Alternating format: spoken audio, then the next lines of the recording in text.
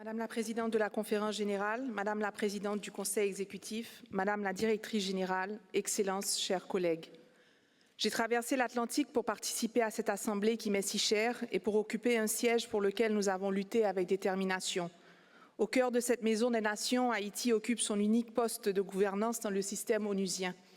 Je me tiens donc ici non seulement avec émotion, mais aussi avec une profonde gratitude, entourée des membres du secrétariat, des représentants de 194 pays, d'hommes et de femmes pour lesquels j'ai admiration et affection, et aux côtés desquels mon pays continuera de s'engager à la réalisation du précieux mandat de cette organisation. Chers collègues, c'est ce Conseil exécutif de l'UNESCO qui m'a mené vers le Conseil des ministres de la République d'Haïti.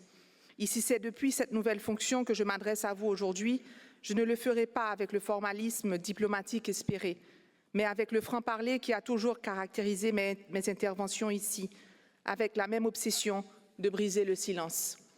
Je vous parlerai en tant que ministre d'une terre de liberté transformée en Alcatraz, une Haïti où tous les champs de compétences de l'UNESCO sont sous assaut. Au-delà des menaces existentielles de l'éducation, la culture et les sciences, c'est le secteur de l'information, pilier de toute société démocratique qui est ébranlé. Les journalistes subissent des attaques mortelles et la virulente dissémination de la désinformation et du cyberharcèlement pollue l'esprit de mes concitoyens, en particulier des jeunes. Je suis venue vous dire qu'au-delà d'une composante humanitaire tragique où 700 000 déplacés internes errent dans des limbes d'incertitude, craignant ne plus revoir leur maison, leur quartier, qu'en décombres ou en songe, ce sont des établissements scolaires qui leur font usage de refuge, hypothéquant davantage une nouvelle année académique pour des milliers d'apprenants. Vous racontez une capitale où les trottoirs sont tapissés de livres scolaires, attendant des mains qui n'existent plus.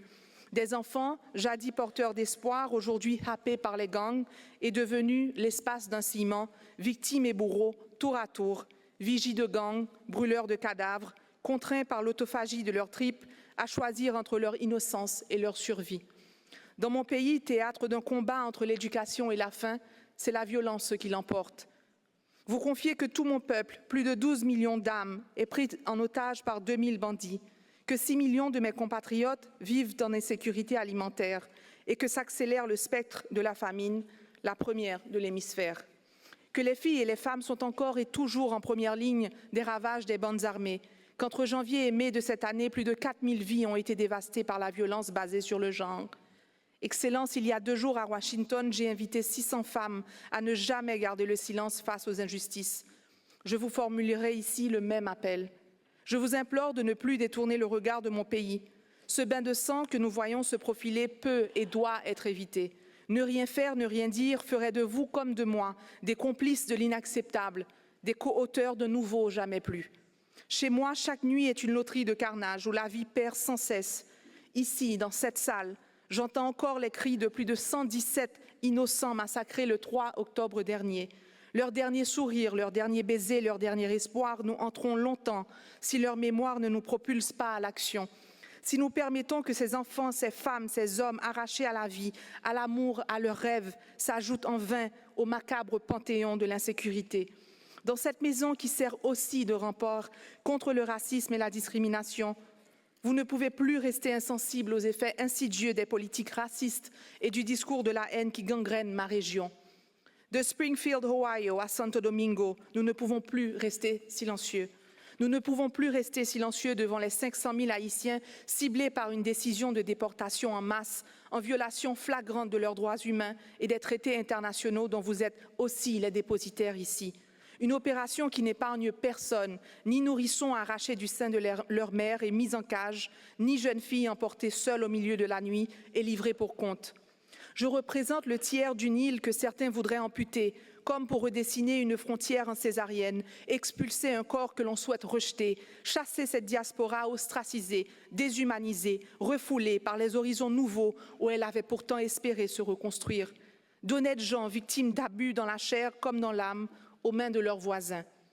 Chers collègues, je suis venue vous dire que chez moi, nous mourrons tous, trop nombreux, trop vite, trop seuls. Nous mourrons émaciés par la faim, par la peur et par le désespoir.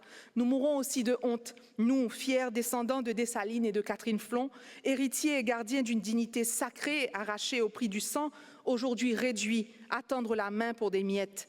Honte que notre patrimoine bâti soit livré aux aléas climatiques et aux convoitises criminelles, et que jusqu'au symbole ultime de notre identité, la citadelle Henri, site de patrimoine mondial, fasse aujourd'hui l'objet de vols et de vandalisme. Et puisque nous vivons plus, nous nous résignons à décider comment mourir. Nous avons, sans thérapie, réconcilié avec le béton qui nous avait enterrés en 2010.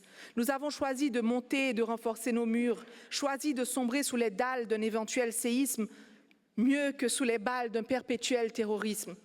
Je viens d'un coin des Amériques qui s'efface dans l'indifférence du monde, un naufrage annoncé mais pourtant ignoré, une catastrophe pour laquelle il ne semble y avoir ni ligne budgétaire, ni secours dans les cahiers de l'international. Alors qu'ici nous cherchons à sauver des îles qui disparaissent sous l'effet du changement climatique, que faisons-nous pour celles qui croulent sous la barbarie?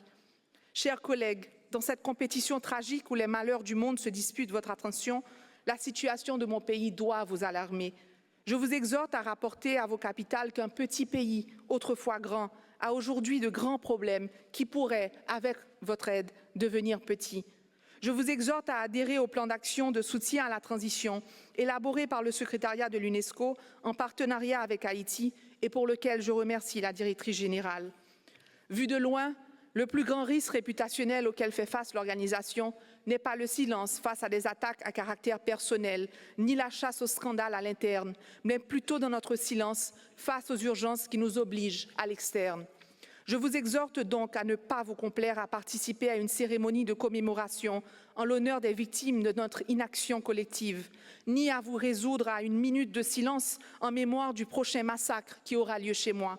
Le pire est encore inévitable, mais il ne le sera pas pour longtemps. Et dans cet intervalle, je n'ai aujourd'hui, comme hier, à ma disposition qu'une seule arme, la parole, la diplomatie de la vérité et la vérité sans peur. Car chez moi, l'heure n'est plus au silence. Merci, merci en pile, Aïe Bobo.